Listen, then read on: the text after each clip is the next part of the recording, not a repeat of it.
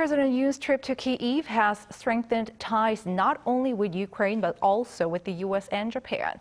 This likely brought the three countries closer together as they work to hold a trilateral summit next month. Our foreign affairs correspondent Bae Eun-ji explains.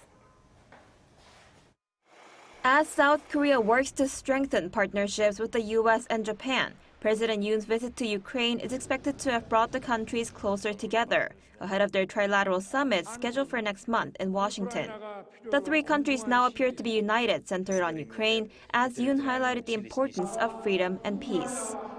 대한민국은 우크라이나의 자유와 평화, 번영을 가꾸는 동반자가 될 것이며, 나아가 우크라이나와 함께 세계의 자유, 평화, 번영에 함께 기여하는 믿음직한 파트너가 될 것입니다. 그 희망찬 미래를 향해 저와 젤렌스키 대통령은 더욱 긴밀히 소통하고 협력해 나아갈 것입니다.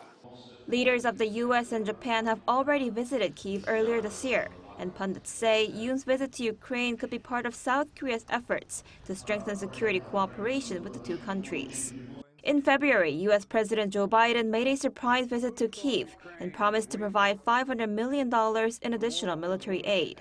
This was his first visit to a war zone as president, and it was rare for a U.S. leader to travel to a conflict zone where the U.S. or its allies did not have control over the airspace. Then in March, Japanese Prime Minister Kishida also visited Ukraine and vowed to supply $30 million worth of non-lethal equipment to the war-torn nation. Other leaders of the Group of Seven Nations have also visited Ukraine in a show of solidarity.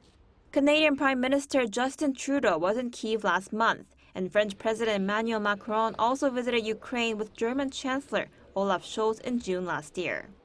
Among Asian countries, Yoon was the third leader to visit Ukraine, following Japan and Indonesia. Bae Eun-ji, Arirang News.